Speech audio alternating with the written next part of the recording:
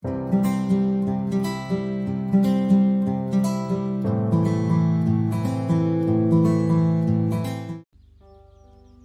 man tahawana 'ala shalah, dan barang siapa yang nyepelekan sholat, datang waktu sholat gak dikerjakan, ditunda-tunda sampai keluar daripada waktunya sholat, jadi ngentengkan sholat, bukan ninggalkan, ini mengentengkan sholat. Orang-orang yang seperti itu nanti akan mendapatkan 15 hukuman daripada Allah Subhanahu wa ta'ala. 5 hukuman dia dapat di dunia, 3 hukuman ia akan dapatkan ketika dia mau meninggal dunia, 3 hukuman lagi dia dapatkan saat dia di dalam kuburnya, dan 3 hukuman lagi saat dia keluar dari kubur, yaitu dibangkitkan dia tanpa uzur syar'i yang dibenarkan. Lain halnya kalau memang ada uzur syar'i, uzur yang memang dibenarkan oleh syariat.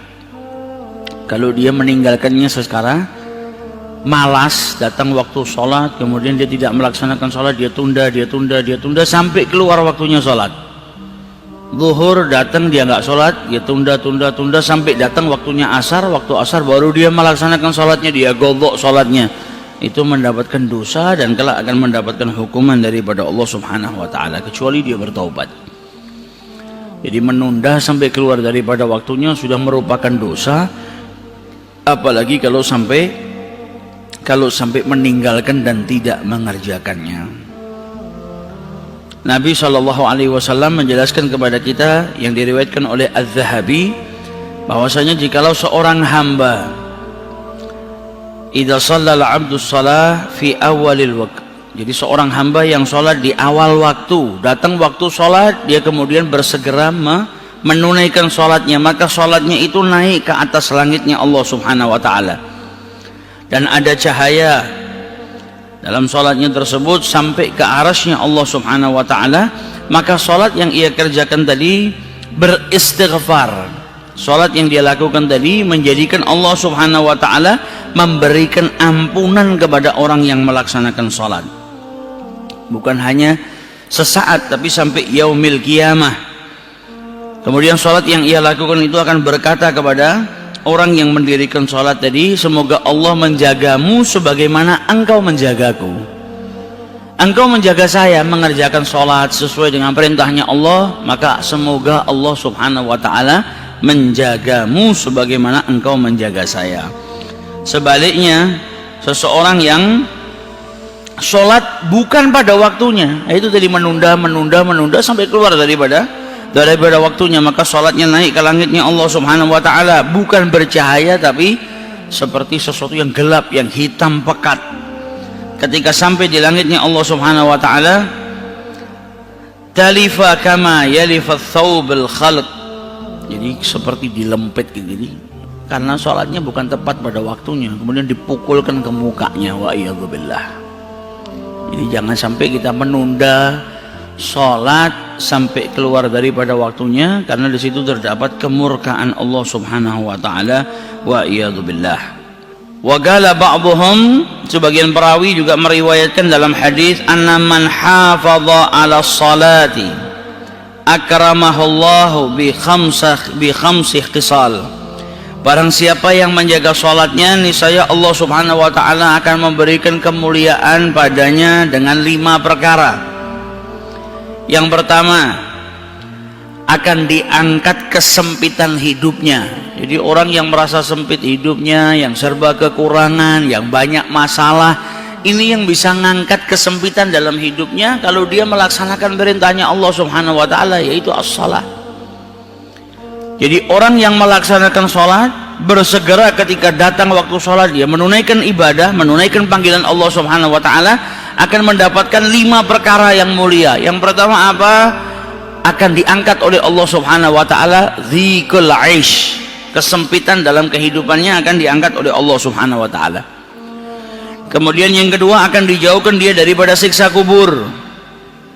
Kemudian yang ketiga, akan diberikan oleh Allah Subhanahu wa ta'ala nanti buku catatan amalnya an yaminihi, dari sebelah kanannya.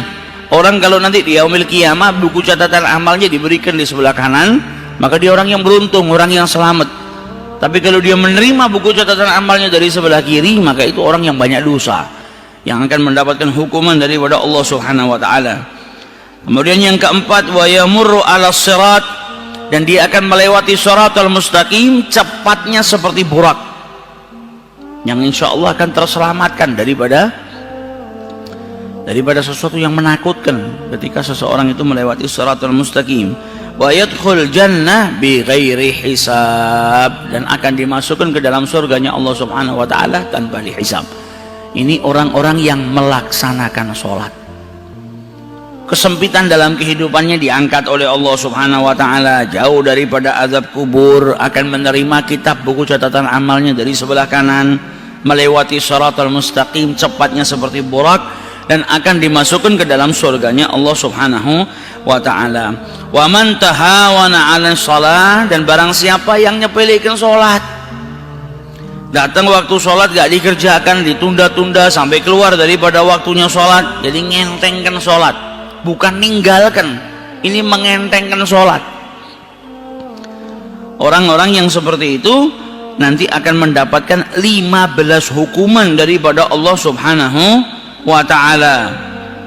5 hukuman dia dapat di dunia, 3 hukuman ia akan dapatkan ketika dia mau meninggal dunia, 3 hukuman lagi dia dapatkan saat dia di dalam kuburnya, dan 3 hukuman lagi saat dia keluar dari kubur, yaitu dibangkitkan di yaumil qiyamah. Jadi orang yang menyepelekan sholat akan mendapatkan 15 hukuman, dibagi-bagi. Kalau hukumannya cuma di dunia saja masih mending, tapi ini 5 hukuman di dunia, 3 hukuman ketika dia mau meninggal dunia, 3 hukuman lagi dia terima ketika dia dikubur, dan 3 hukuman lagi diterima olehnya ketika dia dibangkitkan oleh Allah Subhanahu wa ta'ala. Adapun hukuman yang dia terima di dunia, yang pertama akan diambil keberkahan daripada umurnya. Umurnya panjang tapi tidak berkah. Ada orang yang umurnya pendek tapi berkah, karena dalam sehari semalam dia bisa beramal seperti orang yang hidup puluhan tahun. Tapi ketika orang itu menyepelekan sholat, yunza'ul barakah di dalam umurnya ini diambil sama Allah Subhanahu wa ta'ala. Akhirnya dia punya umur panjang, tidak bisa berbuat apa-apa, nggak ada amal apa-apa. Padahal kita yang umurnya pendek ini dalam sehari kita bisa beramal seperti orang yang punya umur puluhan tahun. Orang yang keluar daripada rumahnya untuk menuju ke masjidnya Allah untuk melaksanakan sholat, orang yang keluar dari rumahnya untuk menuntut ilmu, itu setiap langkahnya akan dicatat sebagai kebaikan.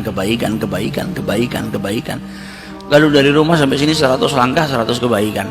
100 kebaikan itu butuh berapa lama? Kadang ada orang sehari berbuat baik cuma 3 kali, lalu 100. Jadi seakan orang yang hidup sekian hari. Belum lagi ada orang yang melaksanakan sholat sunnah, qabliyatul fajr khaira minad dunya wa ma fiha. Orang itu untuk mengumpulkan dunia jadi orang yang paling kaya butuh berapa puluh tahun, sedangkan sholat qabliyatul fajr 2 rakaat lebih mulia daripada dunia dan seisinya. Berarti seperti dia hidup ratusan tahun. Karena mungkin orang 100 tahun hidup belum tentu bisa mengumpulkan dunia dan seisinya punya dia, tapi dengan 2 rakaat dia bisa dapatkan. Belum lagi ada fadilahnya sholat duha, belum lagi ada qobliyatul zuhur, ba'diyatul zuhur, belum lagi ada ba'diyatul maghrib, belum lagi banyak amalan-amalan yang bisa dia lakukan. Ini orang hidupnya cuma sekian puluh tahun tapi amalannya seperti orang yang hidup ratusan tahun. Itu yang disebut barakah dalam umur. Umurnya sedikit tapi amalnya banyak, diberi keberkahan oleh Allah Subhanahu wa ta'ala dalam umurnya. Nah, orang yang menyepelekan sholat ini, dia dijauhkan, diangkat oleh Allah Subhanahu wa ta'ala keberkahan dalam umurnya. Kemudian yang kedua, tamhu sima as-salihin min wajhihi, tanda-tanda kesalehan itu dihapuskan oleh Allah Subhanahu wa ta'ala dari wajahnya. Sebaliknya orang yang sering melaksanakan sholat nampak tanda-tandanya orang soleh.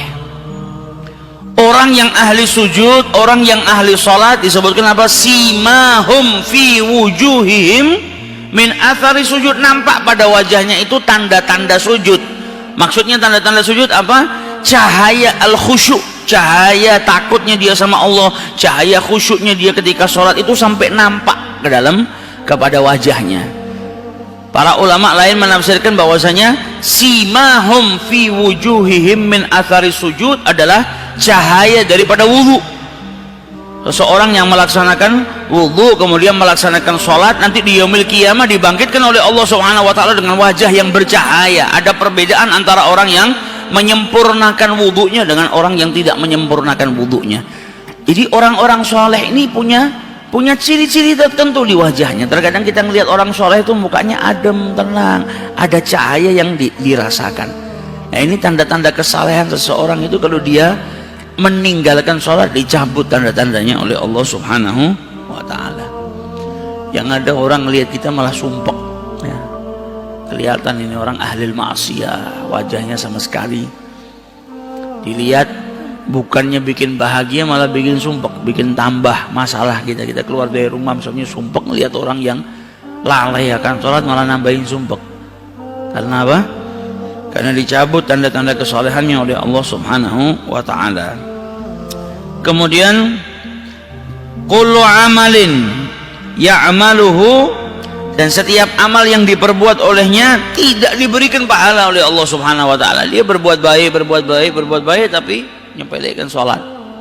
Ini bisa menjadikan amal perbuatannya tidak diganjar, tidak diberi ganjaran oleh Allah Subhanahu wa ta'ala. Warabi'a la yarfa'u lahu doa ila sama. Yang keempat, doanya enggak diangkat sampai ke langitnya Allah Subhanahu wa ta'ala. Jadi kalau doa cuma naik sedikit tak sudah, enggak nyampe ke Allah, alias ditunda ijabahnya sama Allah Subhanahu wa ta'ala, karena dia sedang bermaksiat.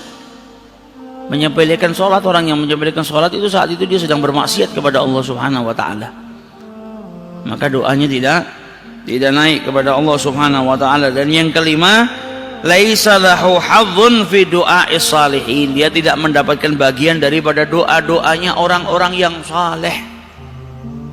Orang-orang yang saleh ini setiap malam doakan mukminin wal mukminat, dan ini dia enggak dapat bagian daripada doanya orang-orang saleh karena tahawun anis shalah, karena menyepelekan salat. Adapun yang dia terima indal maut, ketika dia mau meninggal dunia, daripada hukuman yang Allah Subhanahu wa ta'ala berikan adalah fa innahu yamutu dzalilan, dia mati dalam keadaan hina. Ini orang yang kebiasaannya pelekkan sholat, dia mendapatkan hukuman sama dari Allah Subhanahu wa ta'ala 5 di dunia, 3 saat dia mati. 3 saat dia mati, yang pertama dia mati dalam keadaan hina, kemudian yang kedua dia mati dalam keadaan lapar, dan yang ketiga dia mati dalam keadaan haus, sampai dikatakan walau saqa biharid dunya, andai kata air yang ada di lautan itu semua dijadikan air minumnya, ma rawa min adshihi, maka dia tidak akan pernah merasa hilang kehausannya. Pada kesempatan yang lalu kita sudah bahas, setiap orang itu mati dalam keadaan haus.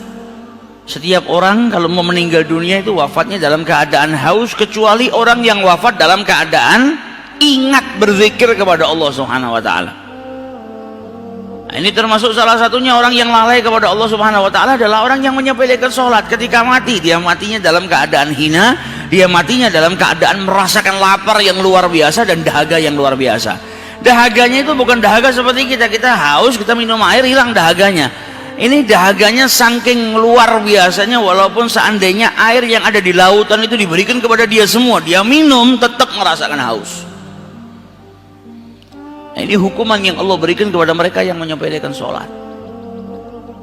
Jadi jangan sampai kita menyepelekan, menganggap rendah atau menganggap gampang sholat, karena sholat itu imaduddin.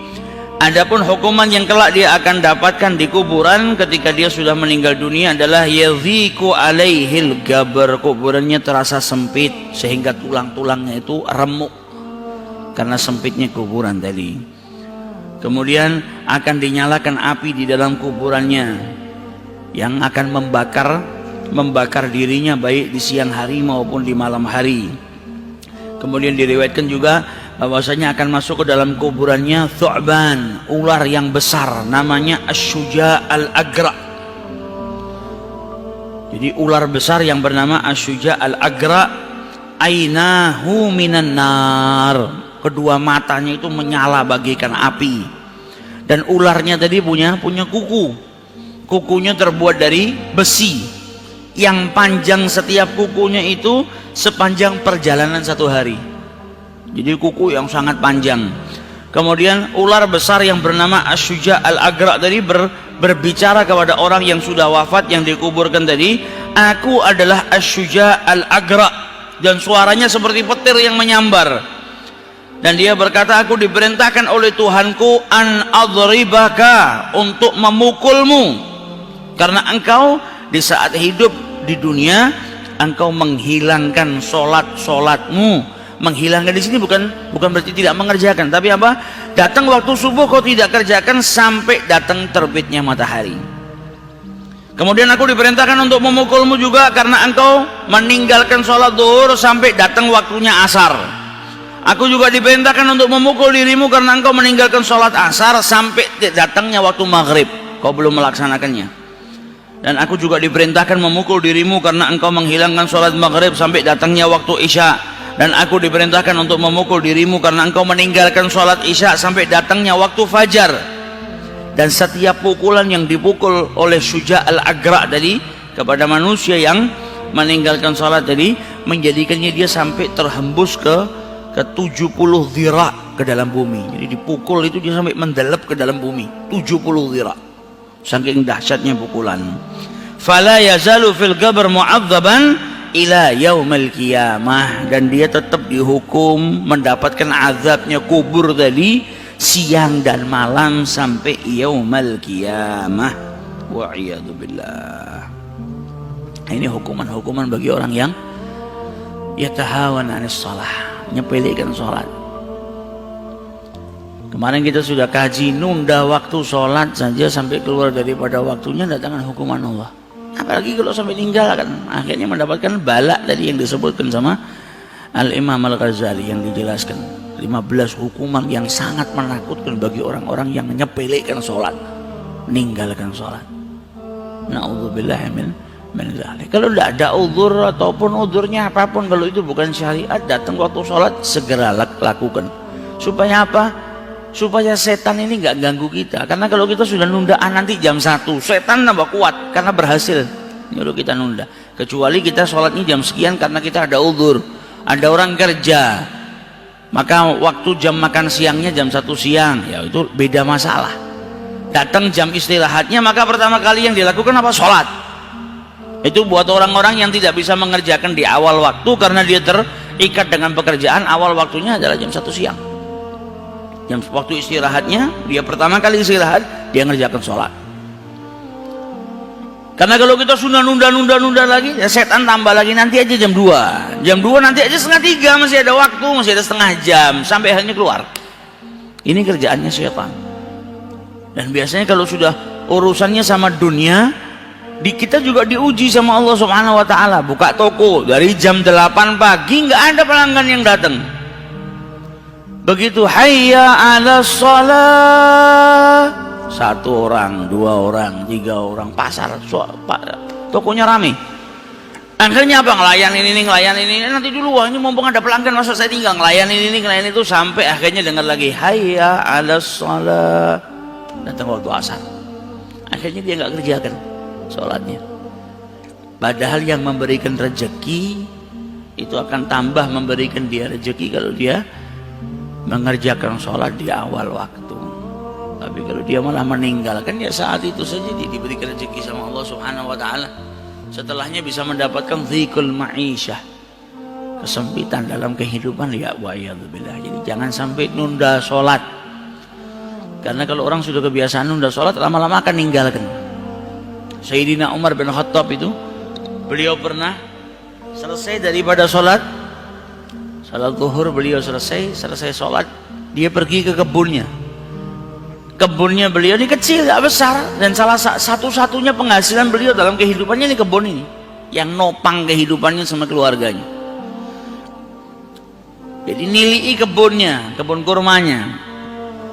Setelah sama beliau ditiliin, dilihat keadaan kebunnya dan lain sebagainya, kemudian dia kembali ke masjid mau melaksanakan sholat asar. Sampai di masjid ternyata jamaah sudah selesai sholat.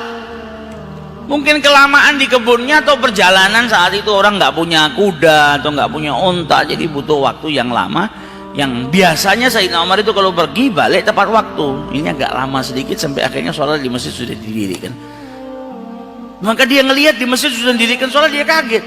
Sudah sholat asar, sudah, ya Allah saya tertinggal sholat tepat pada waktunya, saya tertinggal takbiratul ihram bersama imam hanya gara-gara kebun saya ini. Sampai akhirnya beliau berkata, saksikanlah wahai umat Islam. Saat itu beliau berbicara di masjid di depan para sahabat-sahabatnya, ishadu, saksikanlah kebun saya ini saya sedekahkan di jalan Allah Subhanahu wa taala. Saya nggak mau tertinggal takbiratul ihram bersama imam, saya nggak mau tertinggal sholat. Andai kata kebun ini menjadikan saya tertinggal waktu sholat, maka ini kebun yang ganggu saya, yang jadikan saya terlambat, saya sedekahkan di jalan Allah Subhanahu wa taala. Sayyidina Umar mengajarkan kepada kita pentingnya sholat di awal waktu, pentingnya sholat berjamaah, pentingnya tidak tertinggal takbiratul ihram bersama imam. Kita nggak mampu seperti Sayyidina Umar. Banyak hal yang ganggu kita, kadang handphone bikin kita terlambat. Kita nggak dituntut untuk seperti Sayyidina Umar, nih handphone bikin saya kacau, ini saya sedekahkan handphone saya di jalan Allah Ta'ala. Kita nggak dituntut seperti itu, belum sampailah derajat kita, nggak mampu. Tapi Sayyidina Umar dalam hal ini mengajarkan kepada kita kalau sholat ini penting, jangan sampai dinomor duakan, jangan sampai menunda panggilannya Allah Subhanahu wa taala. Wa fi riwayatin, dan ada dalam sebuah riwayat, fa innahu ya'ti yaumal qiyamah ala wajhihi thalatha asturin maktubat. Orang yang meninggalkan salat itu nanti kalau mati di hari kiamat dibangkitkan, dan di keningnya, di jidatnya ini terdapat tulisan 3 paragraf. Paragraf yang pertama tulisannya apa? Ya mudhayyi, wahai orang yang meninggalkan haknya Allah Subhanahu wa taala karena enggak ngerjakan salat. Tertulis di keningnya, ya mudhayyi haqqillah, wahai orang yang meninggalkan haknya Allah Subhanahu wa taala. Paragraf kedua, ya makhsusan bi ghadabillah, wahai orang yang dikhususkan untuk mendapatkan murkanya Allah Subhanahu wa taala. Wa iyadzubillah. Kemudian paragraf ketiga tulisannya, kama dhayya'ta fid dunya, sebagaimana engkau meninggalkan haknya Allah Subhanahu wa taala di dunia, maka hari ini engkau berputus asalah akan rahmatnya Allah Subhanahu wa taala. Kalau semasa di dunia kita punya maksiat sebesar apapun, jangan pernah putus asa dari rahmatnya Allah, karena Allah bisa mengampuni seluruh dosa-dosamu. Tapi kalau sudah di akhiratnya Allah, selesai sudah. La tai'asu min rahmatillah, ini selesai. Waktu di dunia kita dikasih kesempatan untuk tidak berputus asa dari rahmatnya Allah, ketika sudah di akhirat ya sudah. Tertulis di keningnya paragraf yang paling terakhir, sebagaimana engkau meninggalkan, sebagaimana engkau menghilangkan haknya Allah Subhanahu wa taala semasa hidupmu, maka hari ini engkau berputus asalah akan rahmatnya Allah Subhanahu wa taala. Wa iyadzubillah. Jangan sampai kita dibangkitkan dalam keadaan tertulis di kening kita seperti itu. 1 paragraf aja kita sudah takutnya luar biasa. 1 paragraf, apalagi dapat 2 paragraf. Wahai orang yang dikhususkan untuk mendapatkan murkanya Allah Ta'ala, na'udzubillah min dzalik. Bagaimana kalau kita dijadikan orang yang seperti itu? Hanya